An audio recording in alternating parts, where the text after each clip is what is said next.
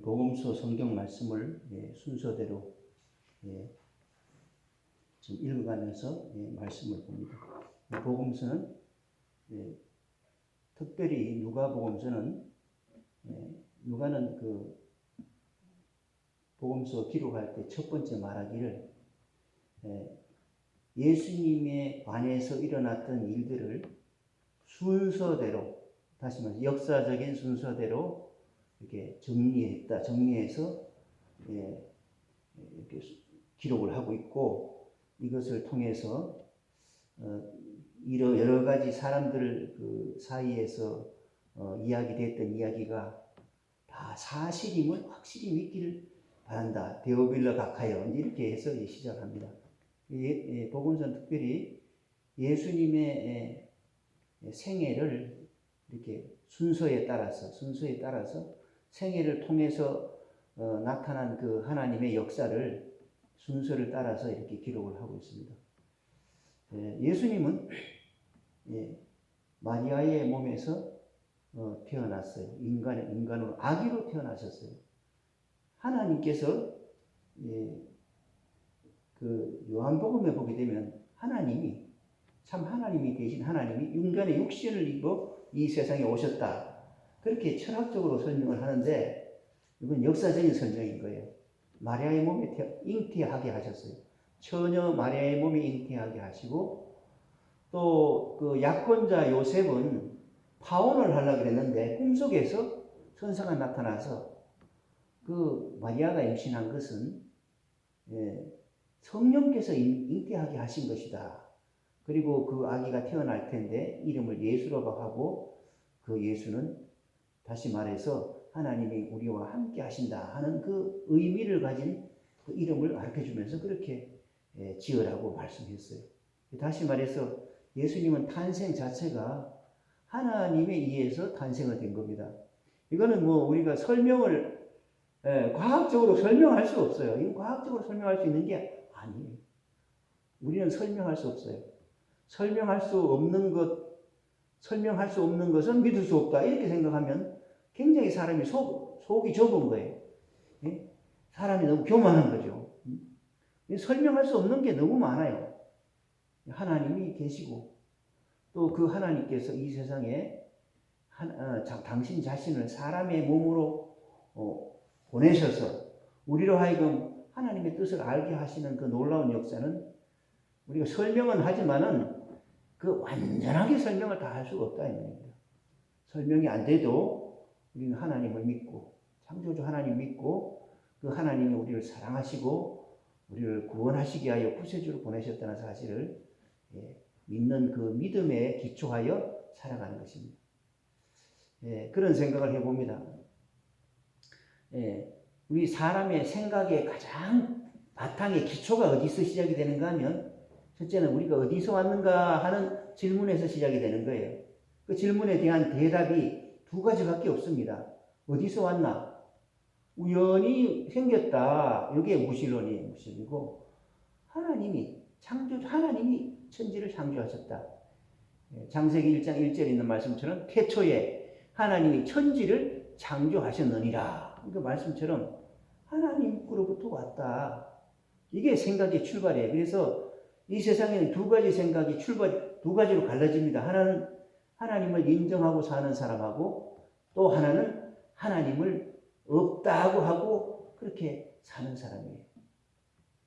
하나님 없다 하고 사는 사람은 인생은 허무한 것이다. 죽음은 끝이다. 그렇게 생각을 하고 살아요. 그래서 자기 자신에 대해서도 가치 있게 생각하지 않고 다른 사람도 가치 있는 존재로 여기지 않습니다. 그리고 인생을 한평생 허무한 마음과 두려움으로 살게 돼 있어요. 이게 굉장히 중요한 거죠, 기초가. 그러나 하나님이 창조하셨다, 하나님이 계시다 하는 것을 믿는 사람은 희망을 가지게 되는 거예요. 희망을. 하나님이, 내가 세상에 태어난 것은 우연히 태어난 게 아니라 하나님이 그 거룩한 계획과 목적을 가지고 이 세상에 태어나게 하셨다. 나를 향한 하나님의 뜻이 크다. 그리고 나를 사랑하신다 하는 그 기초 위에서 살아갑니다. 그래서 불멸의 소망, 영원한 생명에 대한 소망을 가질 수 있고요. 우리 삶의 의미를 찾을 수 있게 되는 거예요. 우리 믿는 사람은 인생을 결단코 허무한 것으로 보질 않습니다. 허무하기 왜 허무합니까? 다 의미가 있고, 다 가치가 있고, 다 보람이 있고, 다 복된 것인데, 그렇게 해석하는 거예요.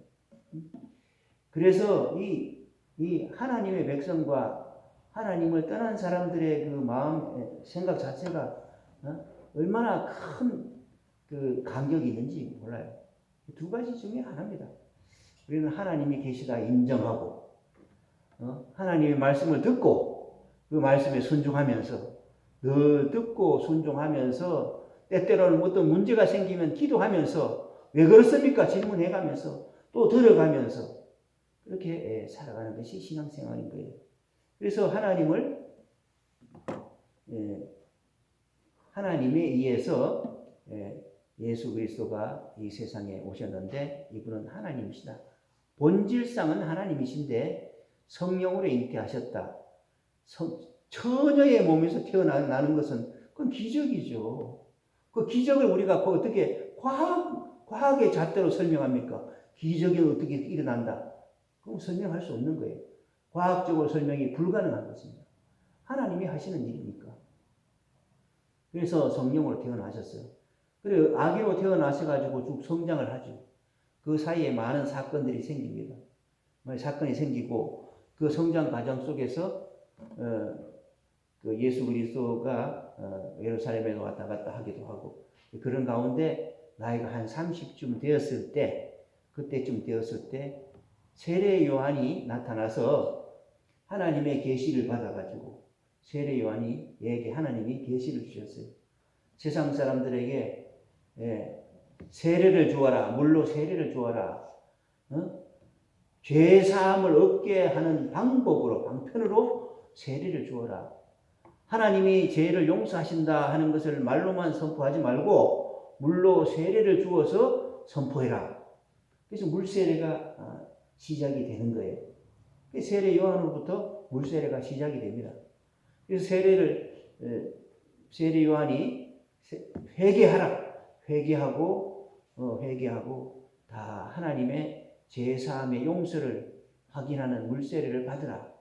이렇게 했을 때 많은 사람들이 와서 하나님 앞에 회개를 하고 그리고 세례를 받고 그리고 삶을 바꿔나가기 시작한 거예요. 그래서 회개의 표를 잃어버리면 하지 말고 살아있는 신앙으로 표시해라. 옷 2벌 가진 사람은 옷이 없는 사람에게 1벌 나누어주라. 이런 그 윤리적인 삶을 하나님이 자녀답게 사는 삶을 선포할 때 예수님도 이 세례에 참여하십니다. 참여하시죠. 참여하셔서 예수님도 세례를 받으러 왔을 때 물론 세례 요한은 예수님의 그 신령함을 알아봅니다. 그래서 내가 당신에게 세례를 받아야 할 텐데 그렇게 말하죠. 그러나 예수님은 지금은 이렇게 해라. 지금 내가 나중에 하나님의 때에 하나님의 사역을 하기 전까지는 어떻게 될지 모르지만 지금은 이렇게 하시오. 그래서 예수님이 세례를 받고 물속에서 올라 나올 때 하늘이 열리고 세례를 받았을 때 하늘이 열리고 하늘로부터 하나님의 음성을 듣습니다. 너는 내 사랑하는 아들이다. 내 기뻐하는 자다. 이런 음성을 들어요. 그 말씀을 듣고 그 말씀을 기점으로 해서 예수님이 이제 하나님이 자신에게 맡겨준 사명의 일을 감당하려고 합니다. 구약의 예언서에 보게 되면요. 세상에 하나님이 구세주를 보낸다는 말씀이 많은데 구세주를 갖다가 그 구세주를 너는 내 아들 이렇게 시편 같아 너는 내 아들 오늘 내가 너를 낳았다 이런 말씀으로 구세주를 하나님의 아들이라 표현하기도 하고요. 또 그 그리스도 기름 부음 받은 자라 그런 말씀을 하기도 하고 아브라함의 후손으로 태어난다고 말하기도 하고 다윗의 후손이라 그러기도 하고 그 태어날 장소가 어딘가 하면 베들레헴이라고 말하기도 하고 처녀의 몸에 태어날 거라고 말씀하고 여러 가지 말씀을 다 하셨어요. 그 말씀 속에 너는 내 하나님의 사랑받는 아들이니까 내가 너를 기뻐한다. 특별한 그 말씀을 들었을 때 예수님은 자기 자신이 하나님이 성경에 예언한 하나님의 아들이요 하나님의 그리스도로 이 세상에 오셨음을 확인하는 것입니다. 그 말씀을 듣고 확인합니다. 그래서 그때부터 예수님은 주님이 성령이 임재하시고 내 사랑하는 아들이라는 말씀을 듣습니다. 그래 임재하셔서 성령의 임재함으로 가서 광야에 나가서 기도하는 중에 하나님의 뜻을 기도하는 중에 마귀가 와서 시험을 하죠. 세 가지 시험합니다. 이 말씀이 세 가지 시험이 지난주에 우리가 본 말씀이죠. 그 말씀의 내용이 쉽게 이야기하면 말씀의 내용이 생명의 근원이 어디에 있느냐. 첫 번째 시험은 그걸 묻는 거였어요. 생명의 뿌리가 어디 있느냐. 생명의 근원은 사람은 다 밥을 먹어야 살지. 그것만 알고 있는데 사람이 진짜 살고 죽고는 하나님에게 달린 거다. 하나님의 말씀에 달린 거다. 하나님이 살려야지. 살아라 해야지 사는 거지. 빵이 어떻게 생명의 뿌리가 될 수 있느냐. 그 점에 대한 시험을 하는 거죠. 돌로 떡을 만들어라 하는 말에 그 깊은 뜻에는 그에 대한 시험이 있어요. 생명의 뿌리가 그거다 하는 것을 예수님이 확신하게 이야기합니다. 생명은 하나님께로부터 온 것이다. 사람에게 제일 중요한 게 뭐냐? 그건 사람의 목숨이죠. 그렇잖아요. 사람이 자기 목숨을 잃으면 무엇으로 이것을 살 수 있겠어요? 이 세상의 모든 걸 다 죽어도 온 천하를 죽어도 생명을 얻을 수 없는 것입니다. 살아야지. 거기에 하나님이 있는 것이고 의미가 있는 것이지 죽은 자에게 아무런 의미가 없는 거예요. 이 생명의 뿌리가 하나님께 있는 것이다. 하나님께. 이 점을 말씀합니다. 그 점에 대한 시험을 이기죠. 두 번째 시험은 이 세상에서 가장 가치 있는 게 뭐냐? 가장 값이 있는 것, 최고의 가치, 절대 가치가 뭐냐? 그것은 이 세상의 명예와 권세와 부귀 영화가 아니다. 오직 절대적인 가치가 있는 분은 절대적인 가치는 하나님이다. 우리가 섬겨야 할 대상이 하나님밖에 없다. 하나님. 나를 섬겨도 안 되고 내보다 더 가치 있는 것. 내가 내 마음을 다하고 목숨을 다하고 힘을 다하고 섬겨야 할 분은 하나님이다.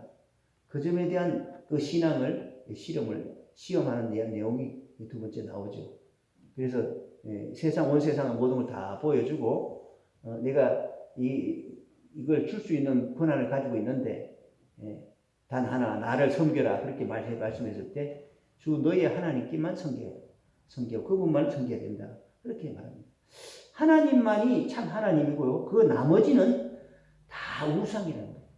자기 자신도 우상이 될 수 있고 이 세상에 있는 돈도 우상이 될 수 있고 권력도 부귀 영화도 다 우상인 거예요. 그 점에 대한 확고한 대답을 합니다. 하나님 외에는 다른 신을 섬기지 말라는 말씀을 바로 말씀하시는 거예요. 그분께만 섬겨야 된다. 그래서 우리가 가치 있게 여기는 것은 최고 가치 있게 여기는 것은 나한테 이익이 돼서가 아니라 나보다 더 가치 있는 분, 자기를 초월한 절대적인 가치, 그분은 하나님이다. 하나님이 가치 있는 분이다. 하나님을 섬기고 그 하나님 안에서 나 자신이 발견되어야 한다 하는 점을 시험하는 것입니다. 이 깊은 뜻이 담겨 있죠. 세 번째로는 하나님을 섬기는 것은 내가 판단해가지고 하나님을 이렇게 섬기는 게 아니에요. 하나님이 말씀하시니까. 하나님 나를 지으시고 하나님 내게 말씀하시니까 그 하나님을 섬기는 거예요. 그래서 하나님을 실험을 해보려고 그래요.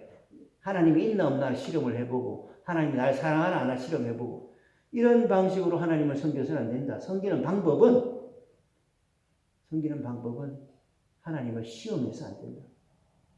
하나님을 시험하지 않고 하나님, 생명의 뿌리이신 하나님, 그리고 절대적인 가치인 하나님을 믿고 인정하고 받아들이고 섬기는 것이에요.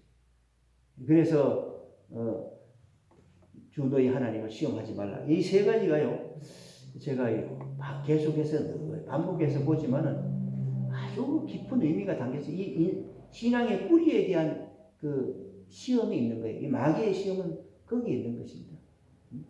생명의 뿌리는 하나님께 있고, 하나님이 절대적인 가치 있는 분이고 우리가 섬겨야 할 분이고, 하나님을 섬길 때는 그 방법은 하나님을 의심하고 실험해보고 그래서 안 된다. 하나님을 믿어야 된다. 믿음으로 더 큰 믿음에 나가야 하는 것입니다. 이 점에 대한 시험을 마귀의 시험을 예수님이 이기고 성령으로 충만해져 가지고 예수님이 갈릴리로 오십니다. 오셔서 말씀을 증거하시는데 그 말씀의 내용이 가장 핵심된 대표적인 내용이 오늘 하시는 말씀에 있어요. 그 말씀이 나오는데 그 말씀의 내용에 예수님이 이제 안식일 날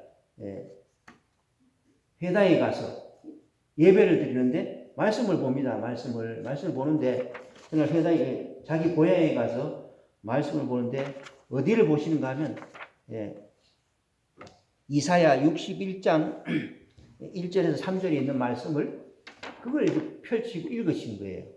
이제 주보 안쪽에 제가 여기 넣어놨습니다. 근데 그 61장 이 말씀은 무슨 말씀인가 하면 예수 그리스도가 자기 자신이 느끼는 소명에 대한, 하나님이 나를 이 세상에 보내신 소명을 어떻게 느끼는가에 대한 예언이에요.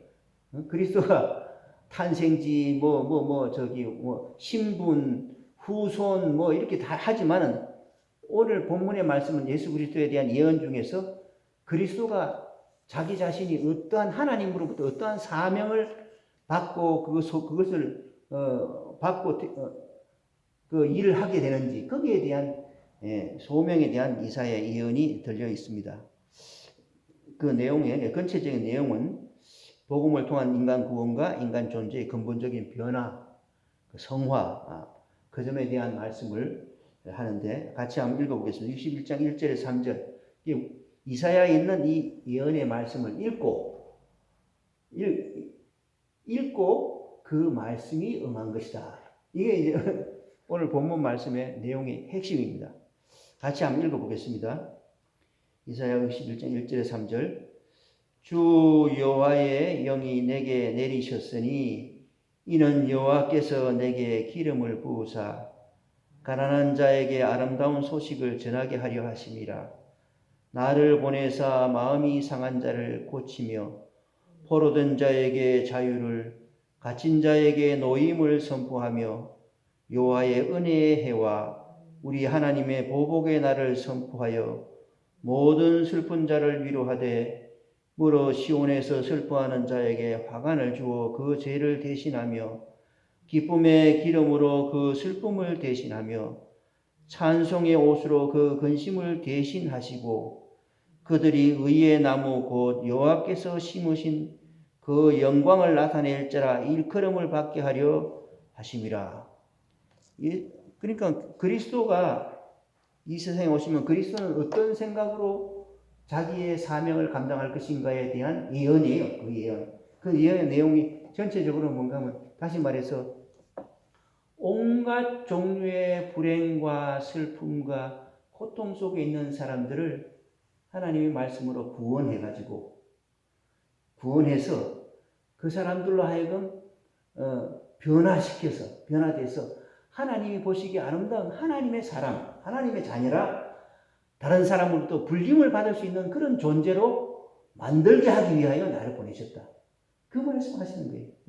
첫 번째는 불행에서 고난에서 구원하시고 구원된 사람을 변화시켜서 하나님의 거룩한 그 모습을 닮아가는 그런 사람으로 세우게 하기 위해서 나를 보냈다 하는 이 말씀을 읽으신 거예요, 이 말씀을. 예. 이 말씀을 읽어가지고 읽었습니다. 그래서 그 말씀의 내용이 오늘 우리가 신약 성경 읽은 내용의 본문의 말씀에 나옵니다. 우리 같이 14절에서 17절까지 같이 읽어보겠습니다. 주보 뒷면에 예언의 성취, 주보 뒷면에 있어요. 주보 뒷면에. 같이 읽어보겠습니다. 예수께서 성령의 능력을 입고 갈릴리로 돌아오셨다. 예수의 소문이 사방의 온 지역에 두루 퍼졌다. 그는 유대 사람의 여러 회당에서 가르치셨으며 모든 사람에게서 영광을 받으셨다. 예수께서는 자기가 자라나신 나사렛에 오셔서 늘 하시던 대로 안식일에 회당에 들어가셨다.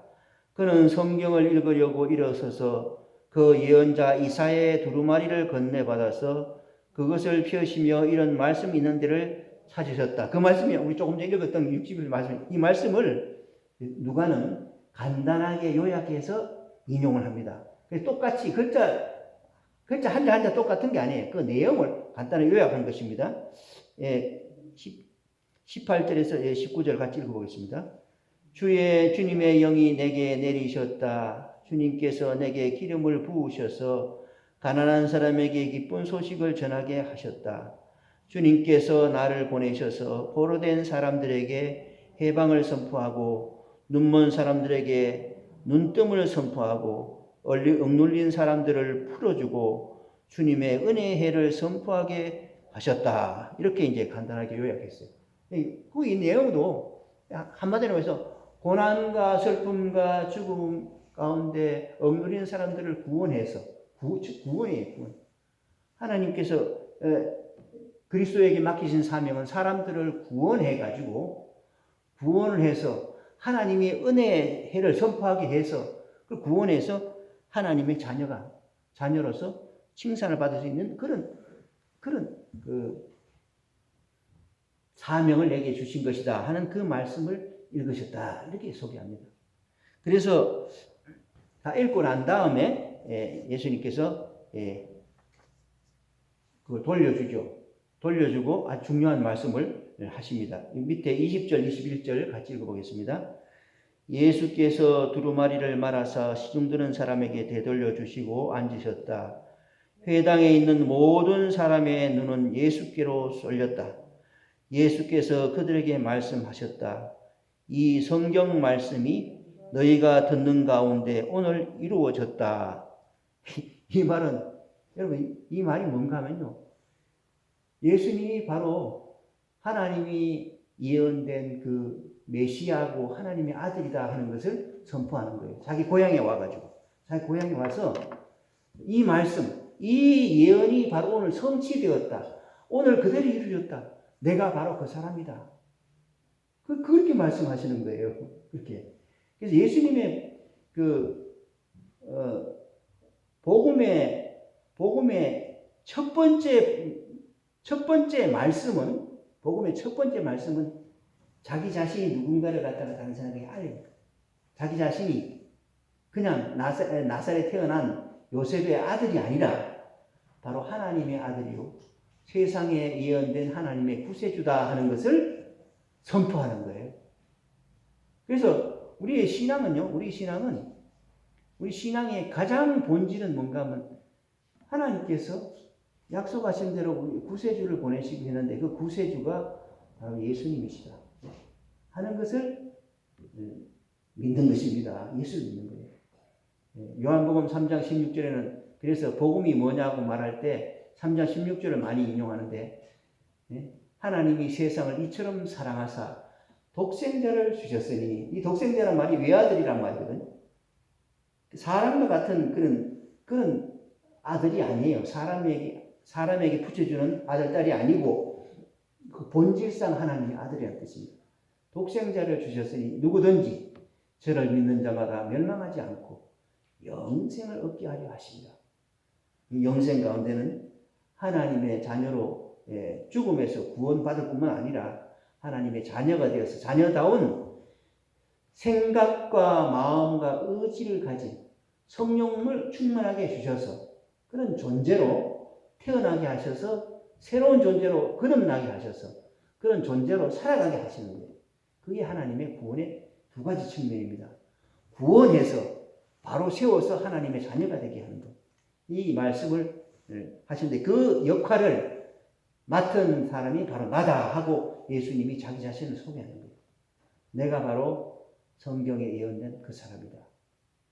이 말씀을 들었을 때 우리는 예수님에 대하여 믿음으로 고백하면 예수님은 우리의 주님이시요 하나님의 아들이시며 우리의 주님이시며 우리의 구세주이십니다 하고 고백하는 것이 믿음의 사람이고, 당신은 일개 사람이 아니냐, 누구의 아들이 아니냐 이렇게 생각하는 것은 불신자인 거예요. 그래서 예수님이 가는 곳마다 두 갈래의 종류의 사람을 가르칩니다. 하나는 믿음으로 가까이 나오는 사람이 있는가 하면 다른 한편으로는 불신으로 예수님을 핍박하는 사람이 생기는 거예요. 오늘 읽은 본문의 말씀은 예수님이 분명하게 얘기했어요. 내가 바로 구세주다. 주님의 영이 내게 임하여 주님께서 내게 기름을 부으셨다. 기름을 부었다는 말은 옛날에 기름 붓는 사람은 왕에게 기름을 붓고 선지자에게 기름을 붓고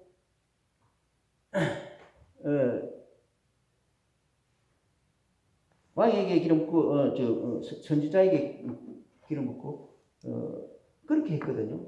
그런데 그 구세주가 바로 나다 하는 것을 성경의 예언이 바로 선지된 사람이 바로 나고 오늘 읽은 이 말씀이 당신들이 들었는데 당신들의 귀에 오늘 응답이 된 것이다.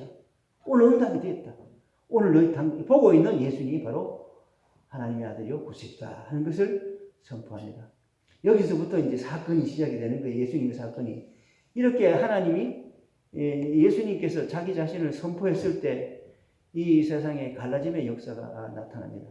하나님의 자녀의 역사와 또한 불신자의 역사가 일어나게 됩니다. 우리는 이 하나님의 말씀과 또 예수 그리스도의 복음의 선포를 들을 때 예수를 믿음으로 예수님을 바라보면서 예수님을 하나님이 보내신 구세주임을 믿는 복을 받아서 다 구원받고 하나님의 자녀가 되는 복이 다 있게 되기를 바랍니다. 기도하겠습니다. 하나님 아버지 고맙습니다. 오늘도 귀한 말씀을 우리가 읽고 또 한번 같이 묵상하며 은혜 받게 하시니 감사합니다. 주님이 성령이 이 자리에 임재하여 주셔서 하나님의 살아계신 역사와 이 세상에 보내신 구세주의 구원의 역사를 깊이 깨닫게 하시고 살아 역사하시는 하나님을 알게 하여 주시며 더 큰 믿음 주셔서 하나님께 영광을 돌리는 하나님의 자녀들, 아들, 딸들 다 되게 하시고 그 사랑과 구원 안에서 하나님의 영광을 돌리는 우리 모두의 삶이 되게 하여 주옵소서. 예수 그리스도 이름으로 기도하옵나이다. 아멘.